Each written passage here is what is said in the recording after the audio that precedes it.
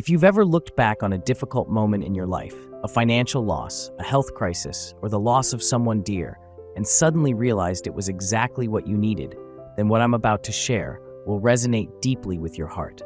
My name is George.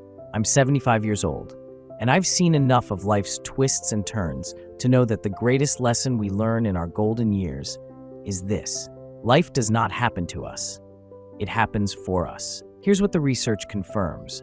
As we age, our brains develop what scientists call crystallized intelligence. This isn't decline, it's evolution. It's the superpower that allows us to connect decades of experience, turning what felt like random pain into profound, beautiful purpose.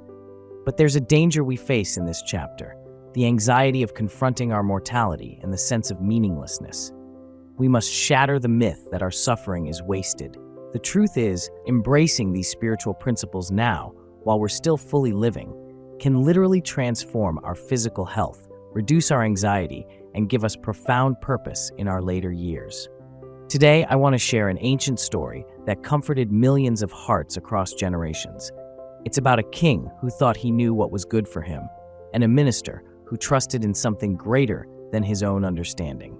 This is a story about the ultimate spiritual truth, which I've distilled into 5 eternal truths that you can apply immediately, especially when life feels most uncertain. Whether you are in your 50s preparing for retirement or in your 80s facing vulnerability, these 5 truths will give you the superpower to trust the process, even when you can't see the outcome. Let me take you back to a time when wisdom was measured not by what you owned, but by how deeply you understood life's mysteries. There once lived a king who had everything, but his greatest treasure was his minister, a man whose wisdom guided the kingdom. This minister had a peculiar habit that fascinated everyone.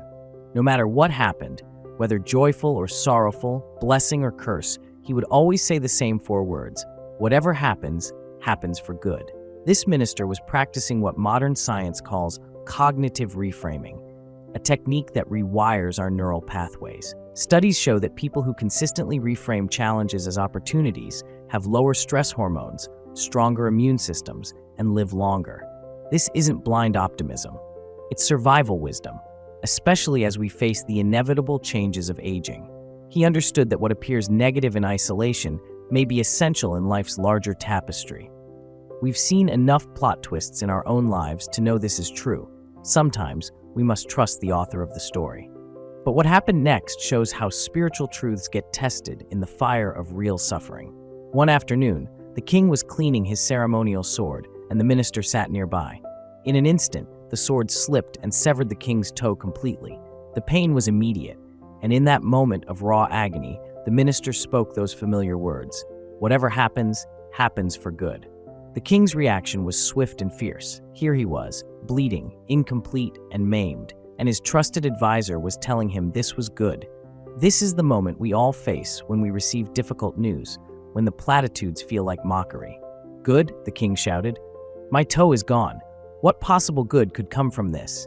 The minister, with gentle patience born from years of understanding life's currents, simply repeated, "My lord, whatever happens, happens for good." The minister knew a vital truth: our resistance to what is creates more suffering than the actual event. Pain is inevitable, but suffering is optional. That was the final straw.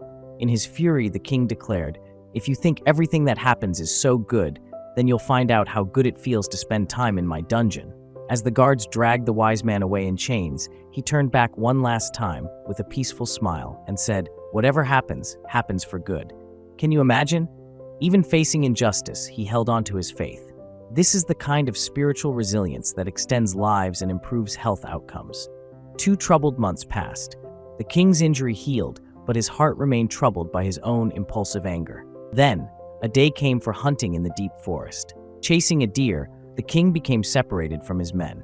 The powerful king was suddenly helpless, facing the deep loss of control that many of us dread as we age. Suddenly, he was captured by tribal people preparing for a sacred annual ritual. They needed a perfect human offering to appease their deity. And here was this stranger, a gift from the forest itself. His power, wealth, and status meant nothing. He was completely at the mercy of others, facing the ultimate confrontation with mortality. As the ceremony reached its climax and the tribal priest raised the ceremonial blade high above his head, something extraordinary happened. The priest paused. His eyes had fallen upon the king's foot, and he saw it, the missing toe. In their tradition, any offering to the gods had to be perfect, complete, and without blemish. The missing toe meant the king was unsuitable for sacrifice. What the king had cursed, the terrible misfortune that had cost his minister his freedom, had just saved his life. The king was released. As he walked back, relief flooded him, followed by profound understanding. The very thing he had resisted was his salvation. His wounds had become his wisdom. The king rushed back and freed his minister, falling to his knees and admitting he was wrong. "My dear friend," the king said, "my injury saved my life. You were right. But what about you? You suffered in prison for 2 months. How can your suffering have been good?" The minister smiled and said, "My lord, I was always by your side. If I had not been in prison, I would have been with you on that hunting trip. While you were incomplete and unsuitable for sacrifice, I was whole and perfect for their ceremony." The truth hit the king like thunder. The minister's imprisonment, the very injustice, had saved both their lives. This is karma in its highest form, the universe orchestrating events not just for individual good, but for collective protection and growth. As we reflect on this remarkable story, I want to pivot this ancient wisdom into the actionable steps you can use today. You have lived long enough to see the patterns that younger people cannot. You have the gift of perspective. It's time to apply that wisdom. Here are 5 eternal truths this story teaches us about purpose, peace, and the divine orchestration of our lives. Truth 1. Pain is inevitable. Suffering is optional. What the minister practiced, choosing peace even in prison, is called post-traumatic growth. Studies show that seniors who find purpose in their suffering experience measurable improvements in immune function and cognitive performance.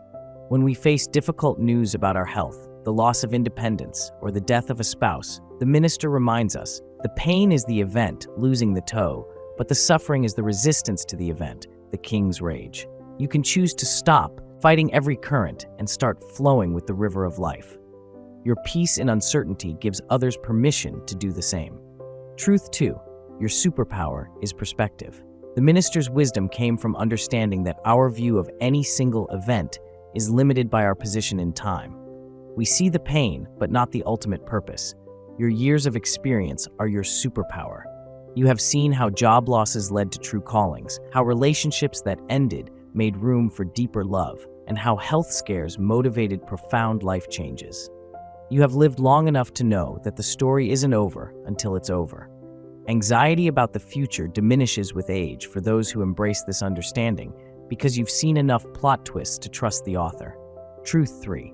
Every scar is preparation for your purpose. The king's missing toe wasn't a random accident. It was preparation for a moment when his life depended on being incomplete. In the same way, every challenge you've faced has prepared you for something. Your struggles have given you empathy. Your losses have taught you what truly matters. Your very imperfections have made you perfect for your unique purpose. This is why the fear of aging is misguided. You are not broken because of what you've been through. You are prepared. Every scar tells a story of survival, making you uniquely qualified to help others navigate their own storms. Truth 4. Trust the process, not the clock. The minister trusted in goodness even when he couldn't see it. He didn't know how his imprisonment would serve the greater good, only that it would. As seniors, we often face increasing changes beyond our control.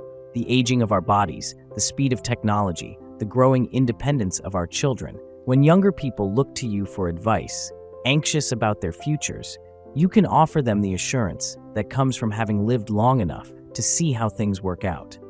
Your peace in uncertainty gives others permission to stop fighting the current and start trusting the river of life. This act of surrendering control is an act of deep spiritual growth. Truth 5. Your example is your greatest legacy. The minister's philosophy didn't just save his own life, it saved the king's life too. Your wisdom, your perspective, and your way of handling life's challenges influence everyone around you in ways you may never fully know.